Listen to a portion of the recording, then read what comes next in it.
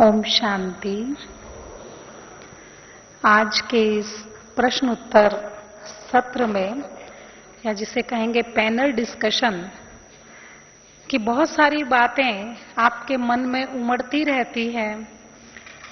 कई बार हम अपने आसपास वालों से पूछते हैं, कुछ पुराने पुरुषार्थियों से पूछते हैं, कभी अपने सेंटर के दीदी से पूछते हैं, या कई बार मुरली सुनने के अलावा वक्त नहीं मिलता है, मधुबन में आके ही समय मिलता है, तो चाहते हैं कि यहाँ जो महानुभाव क्लास करा रहे हैं और उनकी क्लासेस सुन के भी कुछ प्रश्न पैदा हो जाते हैं, तो फिर वो प्रश्नों के उत्तर जानना चाहते हैं। ये अनाउंस किया गया था और बहुतों के प्रश्न भी आए, बहुत भाई बहनों के बहुत प्रश्न आए। बहुत से प्रश्न लगभग एक जैसे थे। बीकेस बनने के बाद थॉट सिस्टम एक जैसा हो जाता है और समस्याएं भी लगभग एक जैसी होती हैं। तो उन सभी बातों का, प्रश्नों का उत्तर देने के लिए हमारे बीच आज उपस्थित हैं हमारे पैनलिस्ट, महारथी, बहुत अनुभवी, ज्ञान योग के और उस वायुमंडल को बनाने में सक्षम, जिस वायुमंडल में ये सारे प्रश्न खो जाया करते हैं, खत्म हो जाते हैं।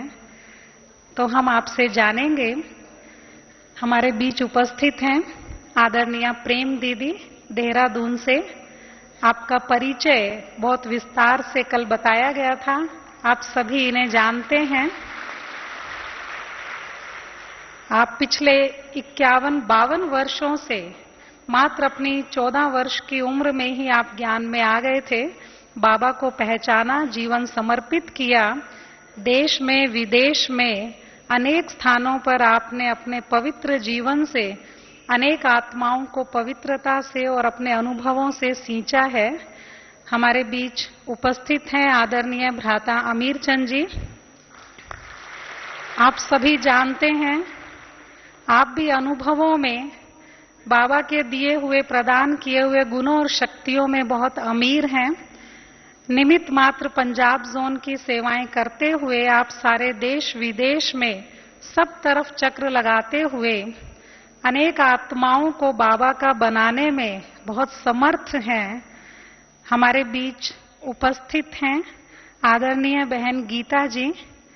आप सभी इनको भी बहुत अच्छी तरह जानते हैं।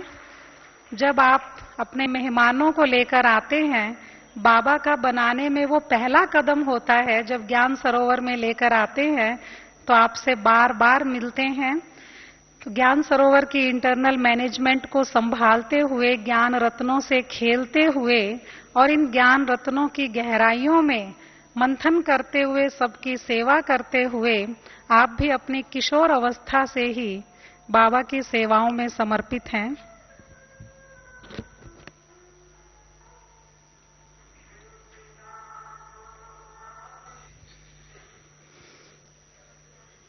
जो आप सभी के प्रश्न आ चुके हैं, हम आदरणीय दीदी और भ्राता जी से पूछेंगे। और ये सुनते हुए अगर आपके मन में कोई प्रश्न उठता है तो वहां सभा से उठकर ऊंची आवाज में बोलने की बजाय वो स्लिप पर लिखकर और खुद स्टेज पर ना आए, या सेवाधारी बहन सामने बैठी हैं तो आप उनके हाथ में पकड़ा सकते हैं। और लगभग वो वही प्रश्न होंगे जो शायद इसके बाद आने वाले होंगे।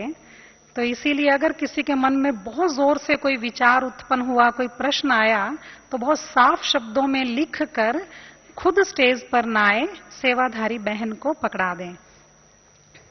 तो अभी पहला प्रश्न, जो हमारा पहला पाठ है, उसी से संबंधित है। आदरणीय प्रेम दीदी से हम पूछेंगे। लिखा है किसी ने, मैं आत्मा देह अभिमान को छोड़ना चाहती हूं और मुझे देह की तरफ आकर्षण बहुत है। बार बार प्रयत्न करने पर भी देह अभिमान नहीं छूटता, क्या करूं? और मुझे अकेलेपन से डर भी बहुत लगता है। भूत आदि के चिंतन चलते हैं, उनका ख्याल आता है, तो इससे डरती भी बहुत हूं। इसका कोई उपाय बताएं।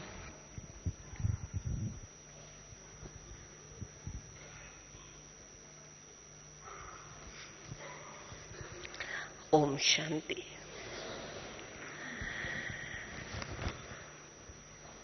बाबा ने हम बच्चों को कल भी बतलाया, अशरीरी बनने का अभ्यास देह अभिमान से मुक्ति दिलाता है।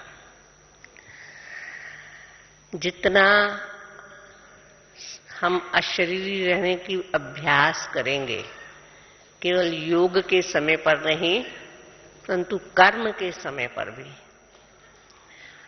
मान लो हम कुछ बोलने जा रहे हैं, उसके पहले हम ये चिंतन करें कि मैं आत्मा मुख के द्वारा बोलने जा रही हूं, हम कुछ सुनने जा रहे हैं।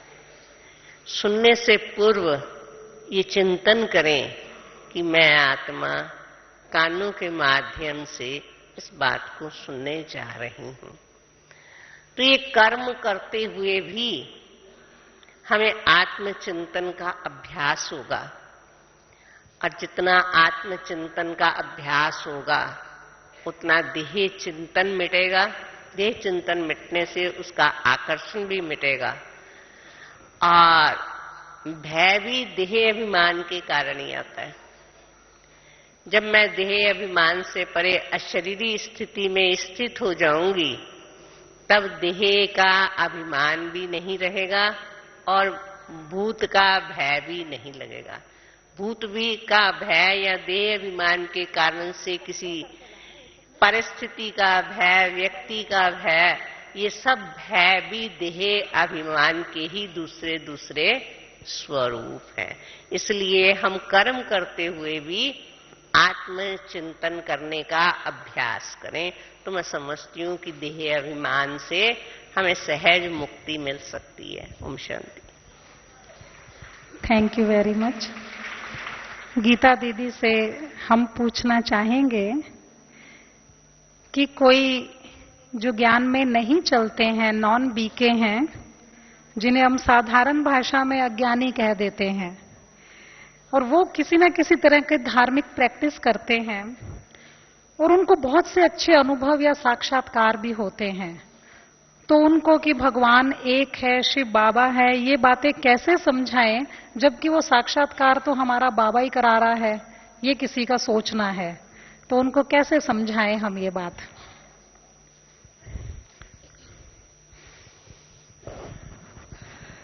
बाबा तो उसकी भावना का फल देता है, क्योंकि ये ड्रामा का नियम है कि अगर भावना भी रखते हैं तो उसका अल्पकाल का फल जरूर मिलता है।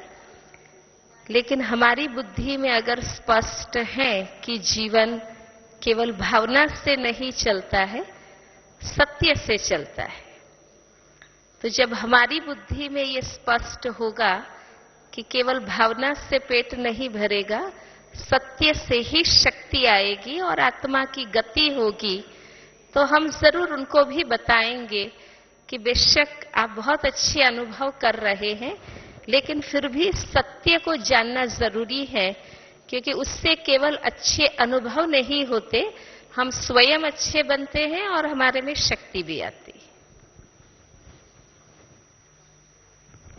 किसी भी तरह का भक्ति का साक्षात्कार पेट नहीं भरता है। ये बात बहुत अच्छी बताई दीदी ने कि ज्ञान की पालना या ज्ञान का चिंतन जरूरी है, ज्ञान से ही उसे असली बात समझ में आएगी। ज्ञान की ही एक बात और भ्राता जी हमारा मार्गदर्शन करेंगे कि हमें कैसे पता चले कि हमने पास्ट के हिसाब किताब चुकतू किए हैं या भविष्य के लिए हम जमा कर रहे हैं। उसकी खुशी हो या क्या होगा, कैसे पता चलेगा? उसका कारण, उसकी निशानी। प्यारे बाबा ने और हमारी वरिष्ठ दादियां समय प्रति समय हमें ये इसके लिए समझाते हैं कि अगर हमारा हिसाब किताब या पास्ट का खास तौर पर जो नेगेटिव है, अगर वो खत्म हो रहा है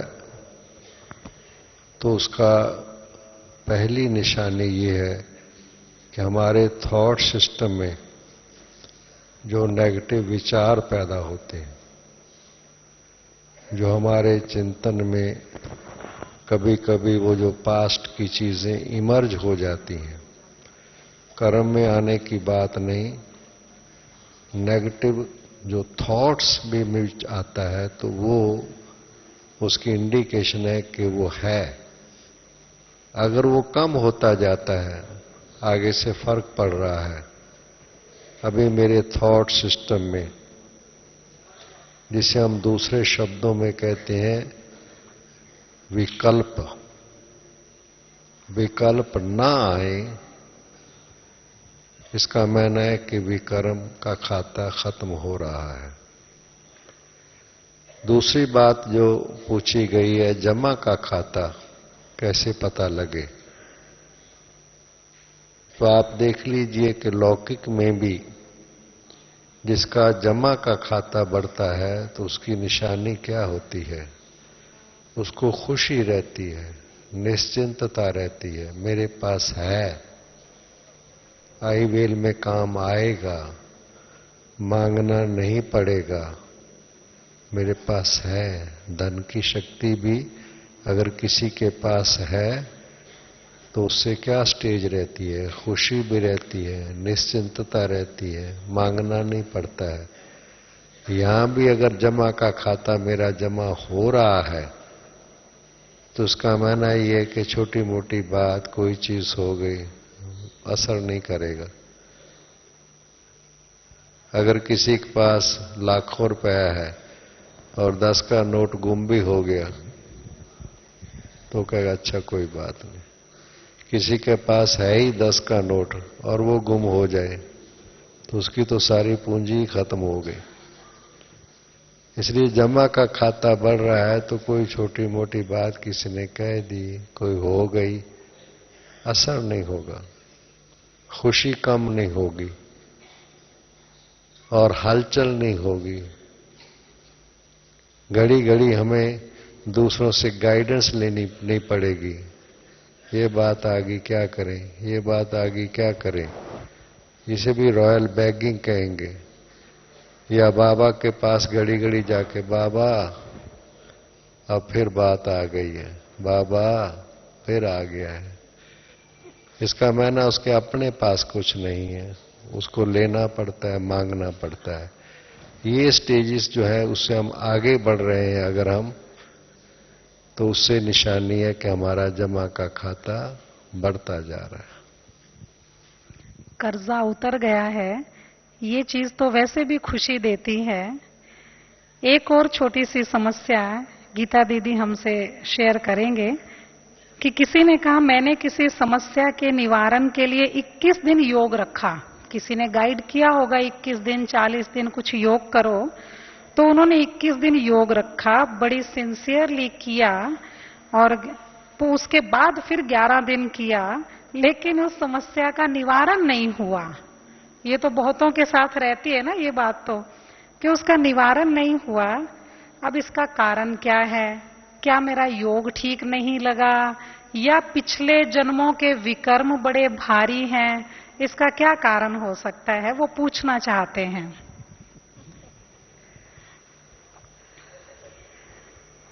समस्या कड़ी है और अनेक जन्मों के कर्मों के फल स्वरूप हमारे सामने आई है और उसको हम सिर्फ 21 दिन और 40 दिन के योग से मिटाना चाहते हैं तो कैसे मिटेगी? बाबा तो कहते हैं आजीवन पुरुषार्थ करना है। तो अगर मेरा निरंतर योग है, निरंतर मैं श्रीमत पर हूं और बुद्धि में समझ है, ज्ञान है, यथार्थ, तो अपने आप हिसाब चुकतू होता जाएगा और समस्या समय आने पर अपने आप खत्म होगी। जैसे फल पकने पर अपने आप पेड़ से गिर जाता है, गिराना नहीं पड़ता है, अपने आप गिर जाता है। तो समस्या के कारण जो माइनस का खाता बना हुआ है वो जितना योग करेंगे, जितनी सेवा करेंगे, जितने श्रीमत पर चलेंगे, जितना जमा होता जाएगा अपने आप माइनस का खाता समाप्त होता जाएगा। हमें राह देखने की जरूरत नहीं है कि कब पूरी हो, कब पूरी हो। हमें पता है जो बात आई है वो मेरे अगले पिछले कर्मों के फल स्वरूप आई है, और मैं अपनी स्थिति में बाबा की याद में स्थिर हूं, दृढ़ता से स्थित हूं, तो मुझे घबराने की जरूरत नहीं है। ये तो ऐसा हम करते हैं कि थोड़ा दान पुण्य करके फिर हम अपने विघ्नों को हटाना चाहते हैं, तो ऐसा नहीं भी हो सकता है। इसलिए इसमें कोई शंका करने की बात नहीं है। हम राह न देखें, कोई भी पुरुषार्थ का फल पाने के लिए समय आने पर अपने आप फल मिलता ही है। हमारा काम है, बाबा ने कहा है कि माया का काम है अंत तक आना, तुम्हारा काम है अंत तक ज्ञान योग करते रहना। ओम शांति। मुझे लगता है कि अब वो दिन गिन गिन के नहीं करेंगे। कोई भी पुरुषार्थ दिन घंटे गिन गिन के करना, ये प्रोजेक्ट की तरह लेना तो चाहिए, लेकिन इसका अर्थ ये नहीं है कि बस उतना सा करके छोड़ दें। उसके लिए और संकल्प पावरफुल किया जा सकता है, और कुछ रास्ते ढूंढे जा सकते हैं। कईयों के मन में ये आता है कि बाबा के जो अव्यक्त संदेश आते हैं गुलजार दादी के माध्यम से कि एडवांस पार्टी का कार्य जोरों पर चल रहा है, एडवांस पार्टी याद करती है अपनी सखियों को, इस तरह की जब वो बातें सुनते हैं तो उनके मन में संकल्प आया कि बड़े हमें ये बताएं एडवांस पार्टी करती क्या है और उनका क्या काम जोरों पर चल रहा है, और जब उनकी संख्या बढ़ती है तो वो खुश क्यों होते हैं। प्रेम दीदी हमें बताएंगे।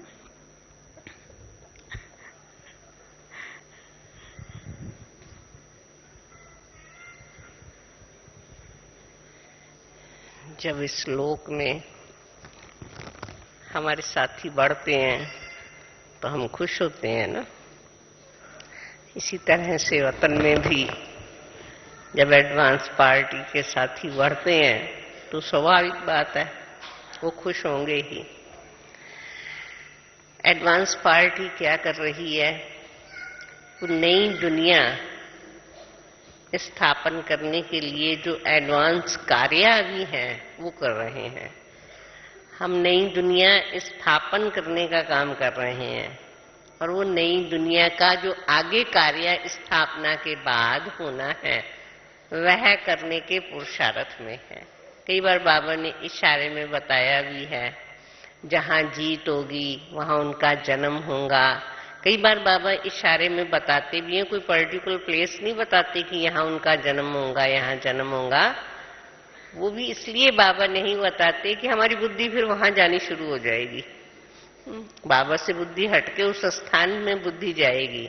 बाकी इशारे में बाबा जरूर बताते हैं कि जो भी बाबा के बच्चे स्थापना के कार्य से बड़े बड़े महारथी सेवार्थ गए हैं, वो नई दुनिया की स्थापना के एडवांस जो कार्य हैं उन कार्यों के निमित्त बने हुए हैं। ओम शांति।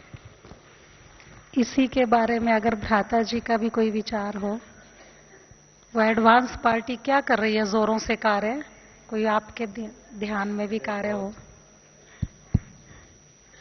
आदरणीय प्रेम बहन जी ने जो बात कही है कि उनका कार्य जहां सेवाओं में हम लोग कार्य कर रहे हैं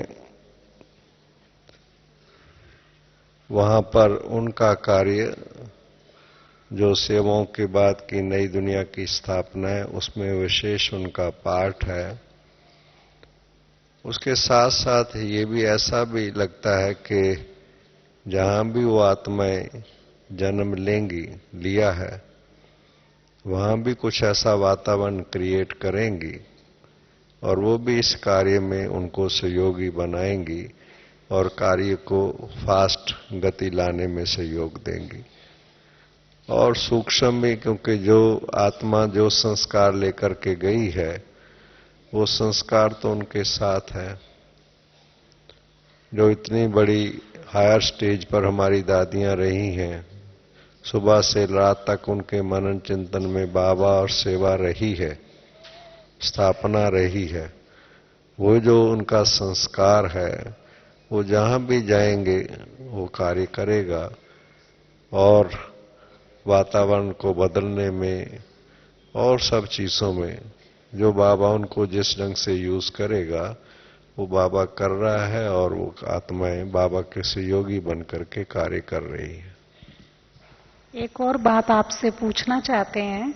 कल आपने कहा था दिमाग खाली कर दो, डिलीट करो, तो उन्होंने पूछा कि मुरली के पॉइंट्स ही याद नहीं रहते हैं, दुनिया भर की बातें याद रहती हैं, जो सुबह मुरली सुनते हैं वो पॉइंट्स भूल जाते हैं, तो वो कैसे याद रखें और कैसे दिमाग खाली करें? कोई सहज सी विधि और बता दीजिए।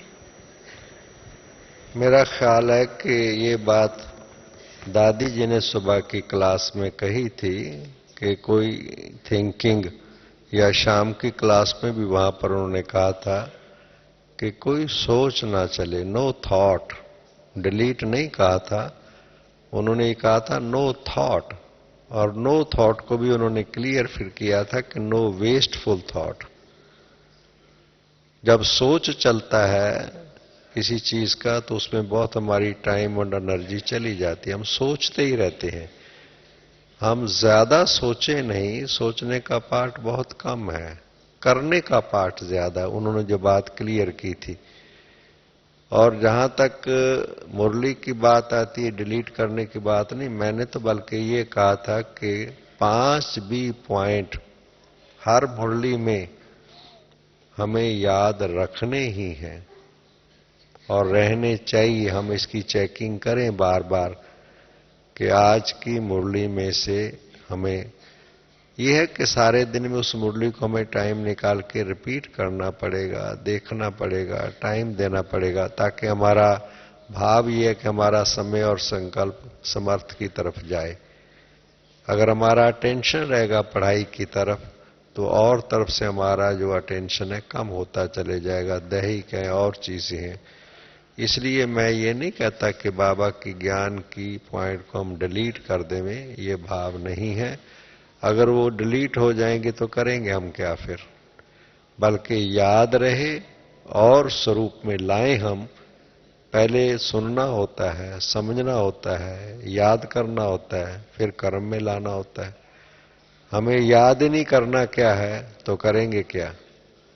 इसलिए याद बाबा की बातें तो बहुत आवश्यक है कि मुरली की बात हमें याद रहे और उसका हम स्वरूप बने। अभी योग से संबंधित कुछ बातें, क्योंकि ये हमारा मुख्य विषय है और इसमें छोटी छोटी समस्याएं आती रहती हैं, तो हम गीता दीदी से जानना चाहेंगे। एक ने कहा है कि बाबा को सारे बोझ देकर हल्के हो जाए ताकि योग अच्छा लगे, तो ये बोझ कैसे हवाले करें? और योग करते समय ही सेवा के संकल्प आते हैं, ये संकल्प ना आए इसके लिए क्या करें?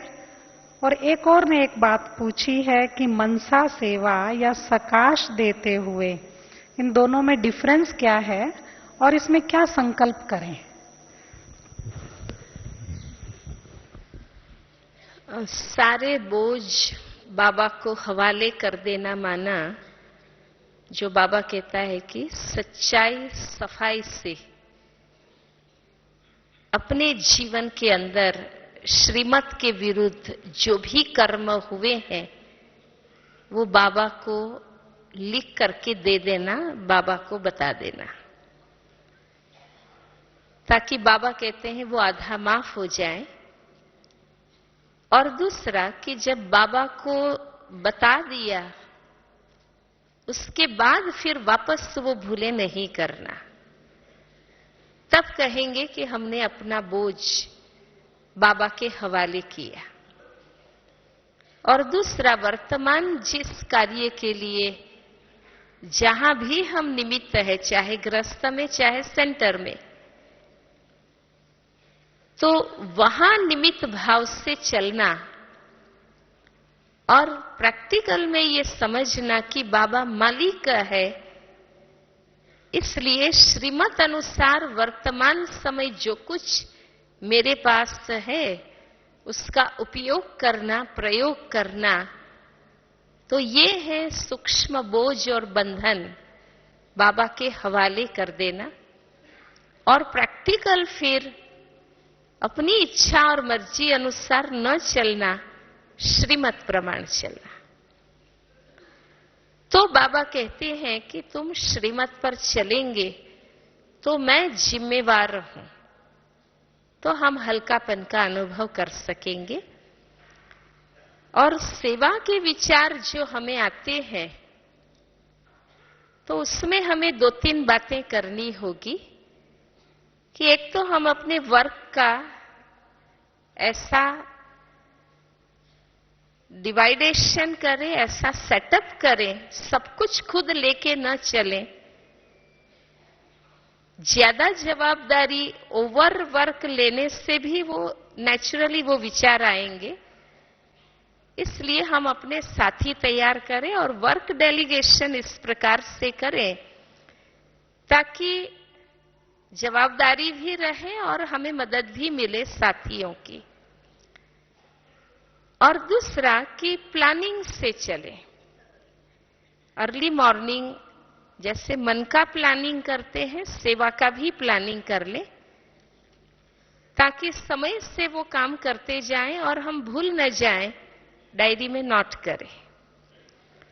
और तीसरा कि सेवा करते समय हम डिटैच होके निमित्त भाव से करें ताकि वो वर्क बार बार खींचे नहीं। तो इस प्रकार से अगर थोड़ा सेवा का प्लानिंग, डेलीगेशन और सेटिंग करेंगे तो कम से कम विचार आएंगे। और दूसरा कि हमें खुद को लक्ष्य हो कि जब बाबा की याद में बैठूं तो मैं टोटल समेट जाऊं और मगन हो जाऊं। इस 1 घंटे के बाद आगे पीछे का काम सेट करके फिर बैठो तो मन निसंकल्प रहेगा। और मनसा सेवा करना उसमें कई स्टेजेस है। शुभ भावनाएं रखना वो भी सेवा है। श्रेष्ठ चिंतन के विचार रखना वो भी मनसा सेवा है। बाबा की याद में रहना वो भी मनसा सेवा है। लेकिन सकाश देना माना मनसा की वो सेवा है जिसमें हमारी स्थिति बहुत लाइट माइट हाउस की है और हम उन आत्माओं के प्रति वो पावर दे रहे। ओम शांति। प्रेम दीदी से हम ये जानना चाहेंगे, खुल के तालियां बजा लीजिए। बीच बीच में एक्सरसाइज भी होती रहे तो अच्छी बात है। कम से कम 50 प्रश्न एक ही विषय पर आए हैं, थोड़ा थोड़ा अलग अलग तरीके से, कि जब हमें ज्ञान समझ में आ गया कि पवित्रता की शक्ति से स्वर्ग की स्थापना हो रही है और बाबा को हमारी पवित्रता की ही मदद चाहिए। कई बीकेस जो खुद पवित्र रहते भी हैं लेकिन किसी दूसरे बीके को जाकर वो गाइड करते हैं कि बच्चों की शादी तो करनी ही चाहिए, करनी ही पड़ेगी, तो क्या उन्हें श्रीमत समझ में नहीं आई है? कई बहनें, कन्याएं जो क्लास भी करती रहती हैं, आती भी हैं कॉलेज से, स्कूल से, और अंदर कहीं ना कहीं उनके विवाह का, शादी करने का संकल्प भी है और क्लास भी कर रही हैं बहुत लंबे टाइम से, तो क्या पवित्रता का अर्थ उन्हें समझ में नहीं आया है? कईयों का ये भी प्रश्न रहा कि ज्ञान में चलते हुए समय हो गया है, 6-7 साल हो गए हैं, लेकिन क्या और गहरा सूक्ष्म पुरुषार्थ करें? काम वृत्ति अभी भी तंग करती है। एक ने प्रश्न पूछा है कि ब्रह्मचर्य की धारणा की पूरी समझ है, फिर भी स्वप्न कभी दूषित आते हैं, तो इसके लिए क्या पुरुषार्थ किया जाए और ज्ञान की क्या समझ इसमें काम करेगी? तो इसका वो थोड़ा अर्थ जानना चाहते हैं गहराई से। प्रेम दीदी हमें बताएंगे।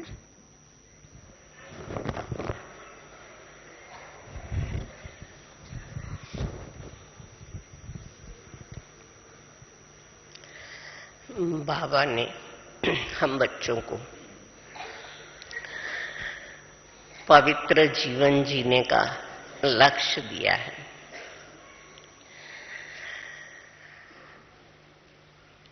अंडरस्टूड है कि हम पवित्र नहीं थे। बाबा ने कहा बनो।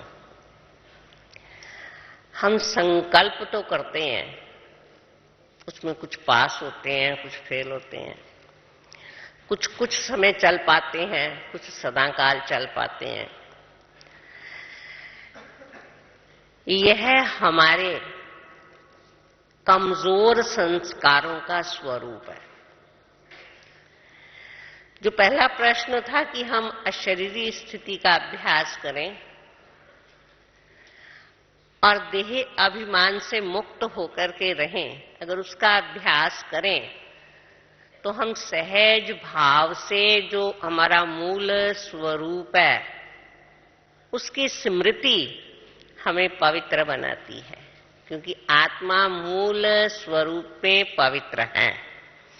देह के संबंध में आने पर अपवित्र बनी है, तो जो हमारे जन्म जन्मांतर के अपवित्रता के संस्कार हैं वो हमें खींचते हैं, तब हमारी बुद्धि में ये सब बातें आती हैं। अगर हमारी यह धारणा दृढ़ हो जाए तो कभी स्वप्न में भी यह संकल्प नहीं आएगा कि अपवित्रता क्या होती है। परंतु मूल स्वरूप की स्मृति इतनी दृढ़ होनी चाहिए। आदि में हम कौन थे, अनादि में हम कौन हैं। अनादि स्वरूप हमारा पवित्र है, आदि स्वरूप भी मेरा पवित्र है। ये मध्य स्वरूप में आकर के जब हम देह अभिमान में आए और विकारों के वश हुए, तब हमारे में सब कमियां आई हैं। अब उन कमियों से मुक्त होना है तो पुनः हमें अपने अनादि और आदि स्वरूप की स्मृति में दृढ़ता के साथ स्थित होना है। फिर ये शादी आदि ये तो सब स्वप्न में भी कभी नहीं आएंगे, परंतु आते हैं क्यों? हम ज्ञान सुनते हैं, इसमें कोई शक नहीं है, पर हम चलते नहीं हैं उस पर। लोग कहते हैं हम ज्ञान में 10 साल से चल रहे हैं। मैं नहीं मानती कि आप 10 साल से ज्ञान में चल रहे हैं और फिर भी आपको अपवित्र संकल्प परेशान कर रहे हैं। आप चल नहीं रहे, आप ज्ञान में आके खड़े हो गए हैं।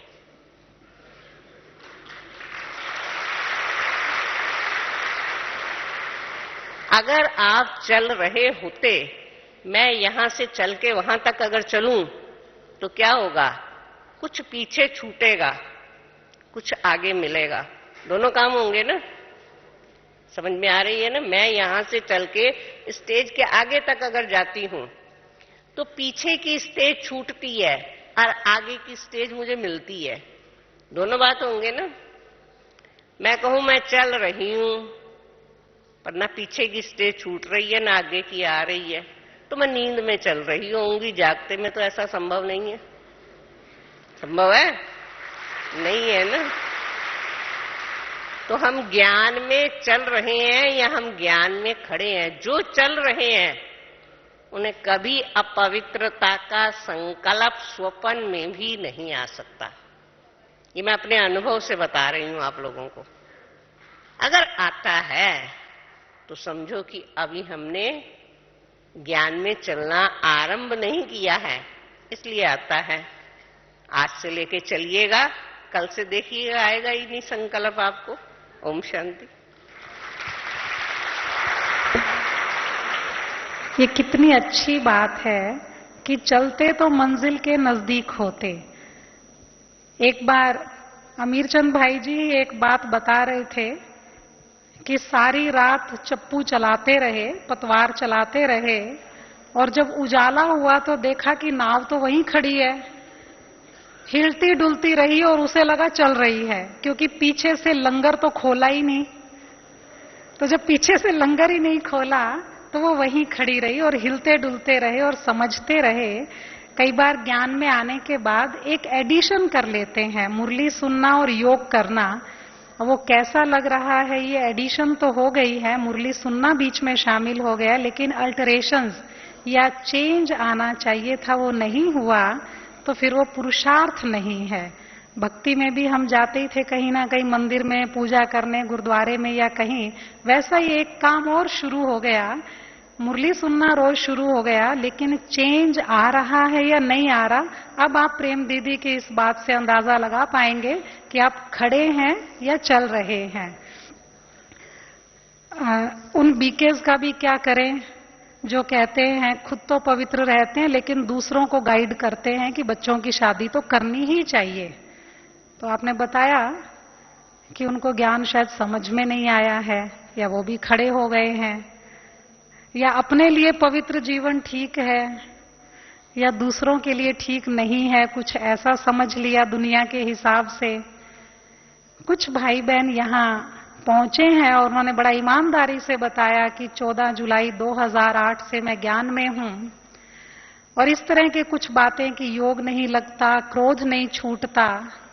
तो मैं समझती हूँ भ्राता जी ये मर्यादा भी स्पष्ट करेंगे कि बाप दादा से मिलने आना कितनी बड़ी बात है। क्या सिर्फ 4-5 महीने की ज्ञान आयु हो और बाप दादा से मिलने आ सकते हैं?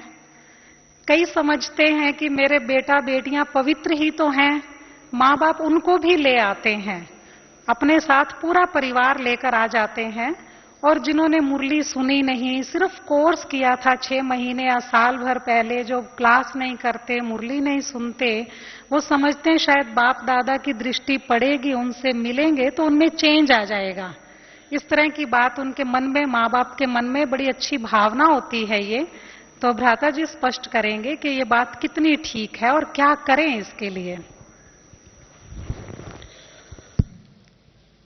यहाँ तक भावना की बात है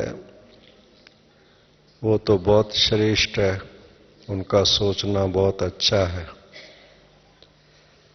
मगर प्यारे बाबा ने और हमारी वरिष्ठ दादियों ने जो नियम और मर्यादाएं बनाए हैं उनकी भी बात को समझने की जरूरत है। ये तो भक्ति मार्ग का संस्कार होता है, किसी स्थान पर जाने से, किसी बड़े की दृष्टि पड़ने से, वातावरण से ऐसा समझते हैं कि शायद शक्ति मिलेगी और हमें कुछ खास करना नहीं पड़ेगा। ये भक्ति मार्ग का संस्कार है। ज्ञान मार्ग में बहुत स्पष्ट बात है कि जो करता है, जितना करता है, जिस समय करता है, उस सब का हिसाब किताब है, उसी अनुसार ही उसको उसका रिटर्न मिलता है। मैंने देखा है कि नॉलेज को समझना भी मैं नहीं कहूंगा, सुनना अलग बात है, मगर नॉलेज को अच्छी तरह से समझना, पूरा समझना। हमें याद है साकार बाबा की बात, यह सीन मेरे सामने आता है। साकार बाबा शक्तिशाली भी बहुत थे, कभी कभी रमणीक भी हो जाते थे। तो एक बार बाबा कहता है कि बाबा ने कहा कि मैंने बच्चों को तीसरा नेत्र तो दिया है ज्ञान का, पर कईयों का तीसरा नेत्र ना अभी पूरा खुला नहीं। तो बाबा ने ऐसे आंखें करके ना ऐसे कहते झूंझार, जैसे आंखें खुली तो हैं पर पूरी नहीं खुली है। यहां भी मैं देखता हूं कि कितने समय से आने वाले भी जो हैं उनके अंदर भी जैसे कि नॉलेज को अगर बैठ के उनके साथ थोड़ी बातचीत की जाए ना आराम से बैठ के, तो कुछ चीजों को तो कहेंगे बिल्कुल ठीक है, और कुछ चीजों को जैसे चला रहे हैं, जैसे एडजस्ट, जैसे कौन कह रहा है। क्या भगवान के ज्ञान में भी, समझ में भी कोई परसेंटेज होती है? उनसे पूछा जाए आपके विश्वास में कुछ कमी नजर आती है। अगर आपका विश्वास है कि ये भगवान कह रहा है, तो भगवान की कोई बात तो मैं समझ के चलूं और कोई बात अपनी मनमत से चलूं, ये विश्वास की कमी नजर आती है। सच्चाई ये है। इसलिए जो बहनें भी या जो लाने वाले भी हैं, उनमें भी नंबरवार हैं। जो सिस्टम या नियम बनाए जाते हैं उनके पीछे गहराई है। अगर कोई व्यक्ति जैसे नियम है साल का या 10 मास का, चलो कम से कम 8-9 मास का, और वो भी ठीक विधि पूर्वक अगर कोई भाई बहन चलता है ज्ञान में, जैसे प्रेम बहन ने कहा चलता है, माना धारणा को पकड़ता है, अन्न की शुद्धि रखता है, संग का परहेज करता है, रेगुलर स्टडी करता है और जो हमारी मूल मर्यादाएं हैं उनका पालन करता है, तब उसमें आत्मा में जो बुद्धि मेन जो इंस्ट्रूमेंट है उसमें वो चीज कैपेबिलिटी आती है को बाबा को सामने आए और बाबा को समझ सके, बाबा को सामने शक्ति ले सके। अगर उनके अंदर वो चीज नहीं आई है ही नहीं, तो उसके अंदर कैपेबिलिटी उस ढंग की नहीं है। उसको इसलिए लाया गया कि वो देगा, आपने नहीं लेना है। भावना से जैसे कि कैपेबिलिटी नहीं है, कमजोर है। तो ये यहां ज्ञान मार्ग में और भक्ति मार्ग में फर्क है। यहां फर्स्ट डिजर्व देन डिजायर। हम एक कदम जिसे बाबा कहता आगे बढ़ो धारणा का, कुछ स्टेज हम पहले ज्ञान योग से बनाते हैं। जब वो स्टेज बनती है देन और चीज आगे डेवलप होती है। This is step by step.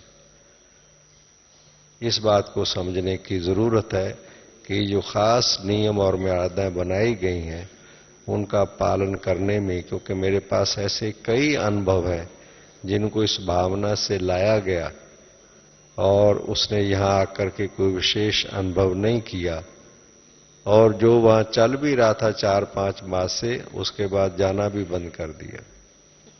इसलिए ऐसे भी केसेस होते हैं। इसलिए हम कहते हैं किसी को चलाओ, दौड़ाओ, भगाओ, फास्ट भी करो, मगर उसकी शक्ति को भी देखो। ऐसा ना हो कि उसको इस तरह उस ढंग से भगाने की, दौड़ाने की कोशिश करे को बेचारे की हड्डी पांव भी टूट जाए। इसलिए उसकी ताकत देखो, शक्ति को बढ़ाओ, सिस्टम का पालन करो और उसको वहां भी शक्ति मिलेगी। बाबा की मुरली तो हर जगह मिल रही है, आजकल तो देख और सुन भी रहे हैं। इसलिए दोनों चीजों का बैलेंस रख करके चलने में ही भलाई है। एक ने ये बात भी पूछी है कि देखिए वैसे तो सब समझाया गया है, बहुत अच्छी क्लासेस भी हुई है कि बाबा से सर्व संबंध जोड़े जाएं। सर्व संबंध जोड़ते बाबा पर पूरा निश्चय है, प्यार है, लेकिन फिर भी कोई तो चाहिए जिससे हम दिल की बातें शेयर करें। तो ऐसा उनका सोचना है कि बाबा से ही सारी बातें कैसे शेयर करें। गीता दीदी हमें बताएंगे कि सब कुछ उन्हीं से शेयर करें, वो साकार में तो है नहीं, कोई तो चाहिए जिससे हम शेयर करें। तो ये क्या ऐसा सोचने से बाबा के प्रति प्यार और निश्चय कम हो जाता है? ऐसा आपने पूछा है।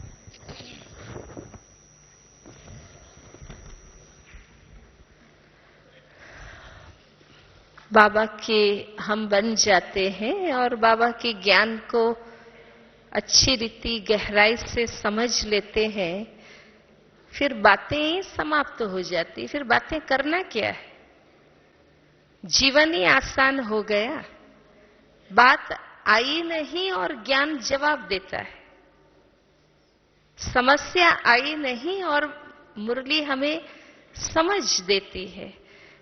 तो बात रही ही इतनी कहां है जो हम ढूंढें कि किसके आगे करें। बाबा ने सब बात हमें समझा दी है। वो जो सॉल्यूशन बाबा ने दिए हैं वो हम अप्लाई नहीं करना चाहते हैं और फिर सोचते हैं कि कहां बात करें, कहां बात करें। अगर सही रूप से ज्ञान समझे हैं और चलते हैं तो बातें समाप्त हो जाती हैं। और फिर भी अगर कुछ है तो हमारे निमित्त बड़े जो ज्ञान योग में शक्तिशाली है, कोई एक ऐसे निमित्त आत्मा, महारथी आत्मा जो यज्ञ के तरफ से बड़े माने जाते हैं, उस एक से आप अपनी बात शेयर करिए। अनेकों से करते रहने से तो नहीं हो सकेगा ना। इसलिए सही बात तो यही है कि बातें ही नहीं रहती है, खुशी है, आनंद है, प्राप्ति ही प्राप्ति है, उसी अनुभूतियों में हम रहते हैं। तो ज्ञान और गहरा करें, बाबा से संबंध बहुत दिल का बनाएं, तो डायरेक्ट बाबा से, बाबा की मुरली से, ज्ञान से ही जवाब मिल जाता है। और फिर भी बाबा ने यज्ञ में इतने महारथियों को रखा है, तो कोई एक महान आत्मा से हम अपना पक्का रिलेशन रखें, उनको हमारे जीवन की हर बात पता हो, ताकि वो हमें सही रूप से गाइड करें। अभी कोई और प्रश्न न लेकर आए, पहले ही प्रश्न बहुत ज्यादा आ चुके हैं। तो दीदी ने बहुत स्पष्ट किया है कि ऐसा वो महारथी ढूंढते तो हैं, लेकिन वो अपनी पसंद का कोई ना कोई निमित्त बना लेते हैं, जिनसे उनके विचार या फ्रीक्वेंसी मैच करे तो वो उसे बना लेते हैं निमित्त। तो इसीलिए सचमुच पुरुषार्थ को अच्छा बनाने के लिए जो सचमुच में अच्छे पुरुषार्थी हैं, उन्हें ढूंढने की जरूरत है। कुछ एक बड़े रमणीक से ज्ञान के प्रश्न हैं जो भ्राता जी बताएंगे हमें, कि अगर बाबा नीचे आ जाते हैं तो क्या परम धाम खाली हो जाता है। और एक और प्रश्न है, ये सृष्टि संगम युग, सृष्टि चक्र संगम युग से शुरू हुआ या सतयुग से शुरू हुआ, या शुरू हुआ या नहीं हुआ। तो कुछ ऐसे उनके मन में बातें हैं। प्यारे बाबा ने हमें इसकी समझ दी है, खास तौर पर ये जो चक्र की बात है कि ये साइक्लिक है। साइक्लिक का माना ये होता है कि ये पुनरावृत्ति, जिसे हम पुनरावृत्ति कहते हैं। ये नहीं है कि जब हम एकदम बिगिनिंग की बात करते हैं तो शायद उसका भाव कोई समझ लेता है कि उससे पैसे कुछ था ही नहीं। जब ये अनादि अविनाशी है तो बस इतना ही समझने की जरूरत है कि ये पुनरावृत्ति होती है। और पुनरावृत्ति में बाबा ने समझ दी है कि इसकी स्टेजेस हैं, गोल्डन है, सिल्वर है, कॉपर है, आयरन है। और फिर जब आयरन एज की एंड होने और फिर गोल्डन एज ने आना होता है, तब बाबा आते हैं, जिसको हम संगम युग कहते हैं। इसलिए हर युग में का अपना अपना पार्ट है। बाबा आते हैं और आकर के पुनरावृत्ति के निमित्त बनते हैं और बनाते हैं। कर्ण करावनहार बाबा है। इसको इतना समझना ही काफी है हमारे लिए कि अब पुनरावृत्ति हो रही है और हमें अपने अंदर वो चेंजेस लानी है और नई दुनिया के लिए तैयारी करनी है। जहां तक पहला क्वेश्चन है, मैं समझता हूं हमें ये समझना है कि बाबा ने कुछ दिन पहले भी मुरली में कहा था कि बच्चे, आपको जब भी याद करना है, मुझे वतन में परम धाम में याद करना है। मगर एक बात और, मेरा अनुभव बहुत प्यारा अनुभव किसी ने सुनाया था साकार बाबा के दिनों की, वो आपसे शेयर करता हूं। जो पुराने हैं वो जानते हैं कि हमारे यज्ञ में हमारे जगदीश भाई जी, वरिष्ठ भाई, हमारे सारे साहित्य के निमित्त बने आत्मा। एक बार साकार बाबा को जगदीश भाई ने रिक्वेस्ट की कि बाबा, कितनी ध्यान, दो दादियां ध्यान में जाती हैं, ट्रांस में जाते हैं, मैं पुस्तकें लिखता हूं, ज्ञान बड़ा, मुझे भी तो थोड़ा सा अनुभव बाबा आप कराओ, मैं भी जाऊं, वतन देख के आऊं। और फिर मैं जो लिखूंगा वो उसमें लिखने में और शक्ति आ जाएगी। तो बाबा ने कहा कोई बात नहीं बच्चे, ठीक है, आप सुबह मेरे कमरे में आ जाना। बाबा ने उसको बुला लिया और अपने साथ बाबा ने लिटा लिया। तो वो बाबा के साथ लेटा हुआ है और कह रहा है, परम धाम को याद कर रहा है, क्योंकि ज्ञानी तो आत्मा था। बाबा परम धाम में है, परम धाम में है, बाबा खींचेगा, बाबा खींचेगा। काफी देर होगी वो गया ही नहीं, वतन में गया ही नहीं। फिर आके उठ के बैठ गया। बाबा को कहा, बाबा आपने मेरी रस्सी नहीं खींची, मुझे अनुभव तो हुआ ही कुछ नहीं। तो बाबा ने जो ध्यान में जाती थी दादी, उसको बुलाया, कहा बच्ची मैंने भी शिव बाबा को कहा था और इसको बच्चे को अनुभव कराओ, क्या बात है। वो गई ध्यान में, बाबा से पूछ के आई तो जवाब ये मिला, बाबा ने कहा मैं तो नीचे मिलने आया था, वो ऊपर चक्कर काट रहा था। इस समय जिस समय पाठ चल रहा है उसका आनंद लीजिए। उसमें ये ना सोचिए कि ऊपर क्या हो रहा है, वो तो नीचे है ना, अभी तो आनंद लीजिए ना। आपको उसकी फिक्र क्यों होगी कि ऊपर क्या हो रहा है। जब बाबा यहाँ है तो आनंद लीजिए, मौज लीजिए। कहीं कल बाबा आए और आप ये सोचने लग जाए कि ऊपर तो खाली हो गया है, जैसे कोई टेररिस्ट हो। इसलिए जो प्रेजेंट है, इसलिए कहते हैं प्रेजेंट। बुद्धि को प्रेजेंट में रखिए, मैंने जो सामने है, आपके सामने है, उसका आनंद लीजिए।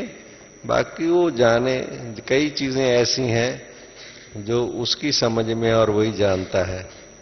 हम आत्माओं का जितनी सक्षम है उतना ही वो सुनाता है, ताकि उसको तो हम पहले धारण कर लें। और वैसे भी अगर परम धाम खाली भी हो जाए तो भी आज के टेररिस्ट वहां तो जा नहीं सकते। भाई खाली हो गया तो चलो हम कब्जा कर लें। एक और बात हम प्रेम दीदी से पूछना चाहेंगे कि ज्ञान में जब शुरू शुरू में चले बहुत नशा रहा, बहुत अच्छा चले, उड़े, फिर कोई ऐसी गलती हो गई, उसकी ग्लानि की वजह से बहुत गिल्टी कॉन्शियस हो गया, तो फिर योग लगना बंद हो गया। बहुत अच्छा योग नहीं लगता है, व्यर्थ संकल्प चलते हैं। अब क्या पुरुषार्थ करें। इसी से संबंधित एक और प्रश्न किसी ने पूछा कि व्यर्थ संकल्प चलते हैं तो बाबा ने कहा हिस्ट्री हॉल में चले जाओ। तो हिस्ट्री हॉल में जाकर भी क्या करें, पुरुषार्थ क्या करें। हिस्ट्री हॉल में तो बैठ गए, व्यर्थ संकल्प कैसे रुकें।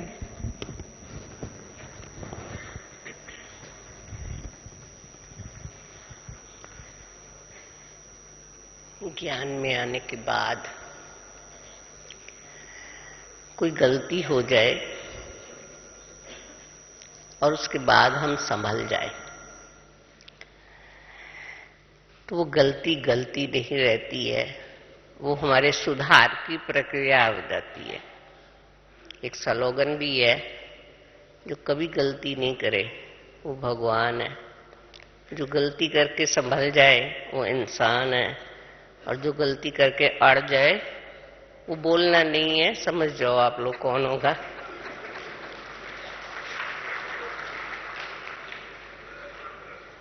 गलती हो जाए कोई बात नहीं है, पर आप उसके ऊपर अड़ो मत, तो आप देवता बन जाएंगे।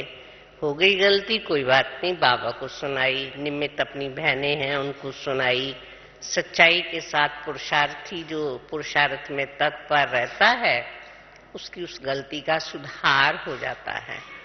और सुधार हो जाने के बाद में आप सही मायनों में देवत्व को प्राप्त करने के योग्य बन जाते हैं।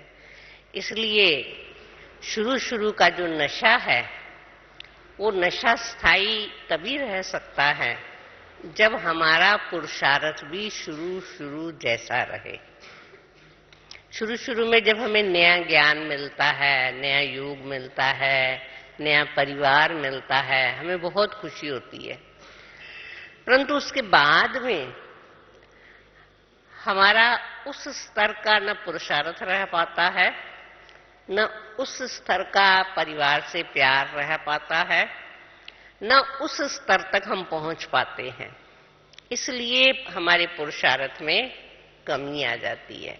अगर हम शुरू जैसा ही पुरुषार्थ करें, आप सोचिएगा आपने 7 दिन का कोर्स कितनी लगन से किया था, कितना उस पर मनन चिंतन किया था, कितना उसके लिए आपने समय दिया था, कितनी आपने उसके लिए शक्ति दी थी। क्या आज भी आप इतना देते हैं?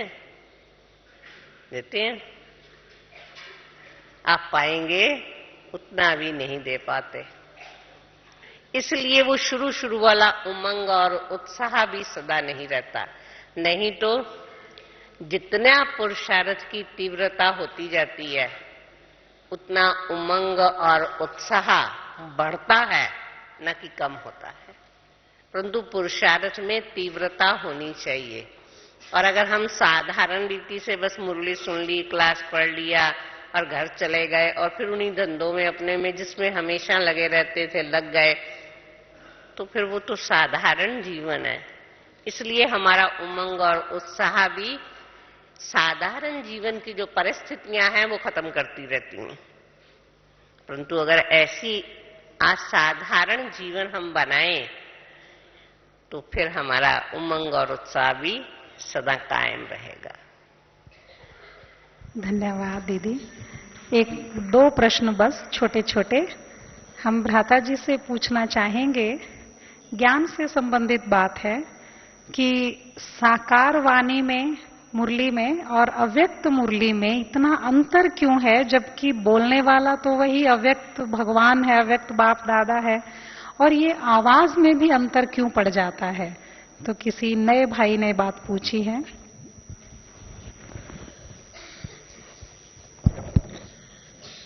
हम सभी जानते हैं कि जो व्यक्त पाठ आरंभ हुआ है वो 18 जनवरी 69 के बाद, जबकि अव्यक्त स्थिति को साकार ब्रह्मा बाबा प्राप्त हुए। इसलिए जो अव्यक्त वाणी है उसको हम कहते हैं बाप दादा कंबाइंड, या अव्यक्त स्टेज से जैसे बाबा आकर के और खास बच्चों से मिलते हैं, थोड़े समय के लिए आते हैं। तो इसलिए जहां से आते हैं और वो जो अव्यक्त स्टेज बाबा की बनी हुई है दोनों कंबाइंड, उसका हमें वाणी के माध्यम से महसूस होता है। और बच्चों की अव्यक्त स्थिति बनाने के लिए आते हैं बाप समान। इसलिए ये फर्क हमें नजर आता है। साकार मुरली में जैसे वो आत्मा पुरुषार्थी है ब्रह्मा बाबा की, निराकार भी है, और कंबाइंड मुरली में आपने कई बार सुना होगा कि बाबा भी है, और ऐसा नहीं है कि ये कुछ नहीं है बिल्कुल।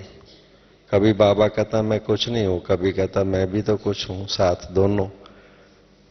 तो उस वक्त उस आत्मा का, ब्रह्मा बाबा का जो पाठ है वो पुरुषार्थी का भी है, संपन्न बनने का है। इसलिए उसमें और उसमें फर्क रहता है, दोनों में ये अंतर है। कुछ प्रश्न समर्पित जीवन के बारे में कुमारियों ने पूछे हैं, तो उनका आंसर 1 तारीख को बाबा के मिलने के बाद संतोष दीदी क्लास कराएंगे कुमारियों की, तो उसमें वो आंसर दिए जाएंगे। वो पूछना चाहती हैं जो भी समर्पित जीवन के बारे में, तो उस क्लास में वो प्रश्न पूछ सकती हैं। अब लास्ट में एक प्रश्न, एक नहीं बहुत सारे ऐसे प्रश्न थे कि अगर हम पूरी तरह से अनशुद्धि की धारणा पर चलते हैं तो संबंधी बहुत नाराज होते हैं।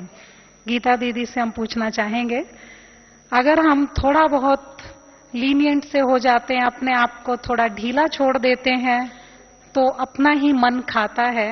जब बहुत अच्छे पुरुषार्थियों के सामने होते हैं तो भी अपने आप को थोड़ा हम इंफीरियर फील करते हैं। फिर एक ने ये भी कह दिया कि अगर हम उनके हाथ का खा लेंगे तो क्या हुआ, क्या हम इतने कमजोर थोड़ी हैं कि उनका असर हमारे ऊपर हो जाएगा। तो इस तरह की बातें कुछ जानना चाहते हैं ताकि समाज में रहते हुए अच्छी सेवा कर सके। वो कहते हैं हम सोशल एनिमल हैं, तो इसीलिए हम अब मैं समझती हूँ एनिमल ना रहें, देवता बन जाएं। तो गीता दीदी बताएंगे हमें।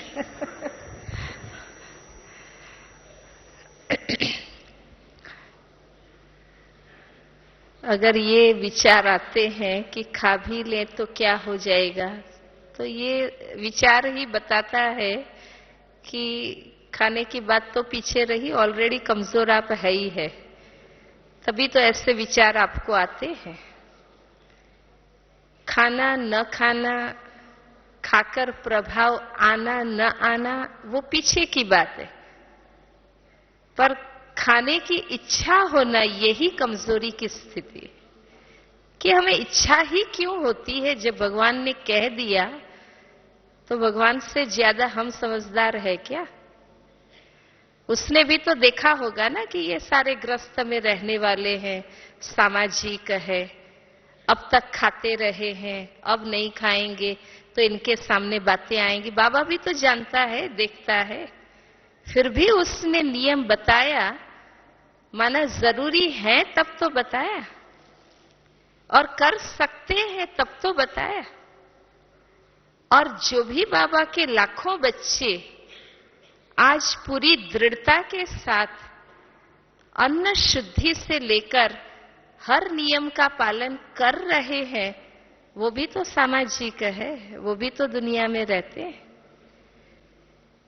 और अब तो दुनिया में बहुत स्वतंत्रता आ गई है, अब पहले जैसा तो रहा भी नहीं है, कोई किसके जीवन में इंटरफियर भी नहीं करते हैं।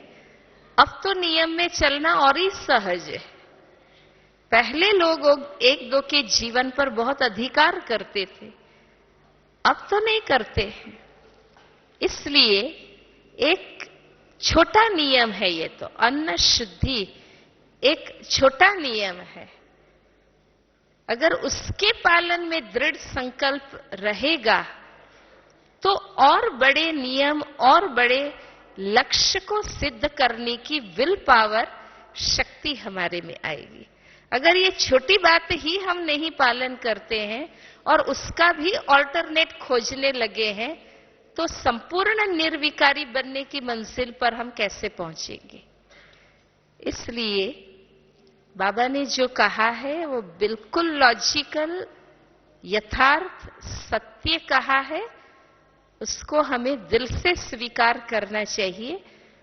अपने आप थोड़े समय के बाद लोग भी समझ जाते हैं कि ये जो कुछ कर रहा है वो अच्छा है, वो अंदर से हमारी दृढ़ता को एप्रिशिएट करते हैं, लेकिन उसका झूठा अभिमान है इसलिए वो विरोध करते रहते हैं। तो हमें उसको माइंड नहीं करना चाहिए। हमें दो ही बात सोचनी है, बाबा क्या कहता है और मुझे क्या करना है। लोग क्या कहते हैं वो हमें नहीं सोचना है। ओम शांति। बहुत बहुत खूब। मैं समझती हूँ इसके बाद ऐसा प्रश्न मन में आएगा ही नहीं।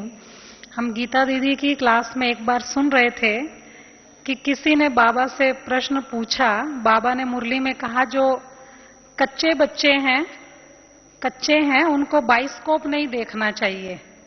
तो किसी के मन में आया कि अच्छा फिर जो पक्के हैं वो देख सकते हैं। तो फिर बाबा ने उनका आंसर दिया कि जो पक्के हैं उनको तो संकल्प आएगा ही नहीं, उनके पास तो फुर्सत ही नहीं है ना, विश्व कल्याण की सेवा से वो खाली ही नहीं होते, तो वो कैसे देखेंगे। तो इस तरह की बहुत सी बातें मुरली में स्पष्ट है।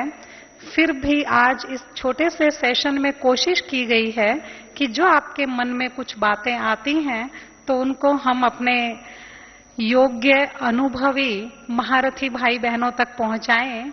जबकि आपके बहुत सारे प्रश्न आए हैं, सभी का आंसर नहीं दे पाए हैं। कुछ प्रभु मिलन की विधि में सूर्य भाई की क्लास में भी स्पष्ट हो जाएंगे, कुछ उससे रिलेटेड प्रश्न भी थे। आपने बहुत ही दिलचस्प तरीके से, बहुत अच्छे तरह से सबके मन बुद्धि में आ जाए इस तरह से सभी प्रश्नों का उत्तर दिया है। और ऐसी बातें जो अब आप औरों को भी समझा सकेंगे। आपके मन में उलझन नहीं रही तो अब आप औरों को भी उतनी ही स्पष्टीकरण दे सकेंगे। धन्यवाद। Thank you very much. अभी 1 मिनट साइलेंस में बैठेंगे।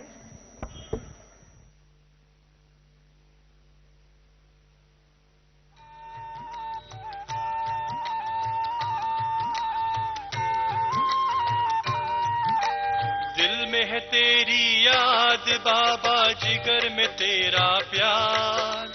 दिल में है तेरी याद बाबा, जिगर में तेरा प्यार। तेरी श्रीमत और शिक्षाएं जीवन का आधार। तेरी श्रीमत और शिक्षाएं जीवन का आधार। दिल में है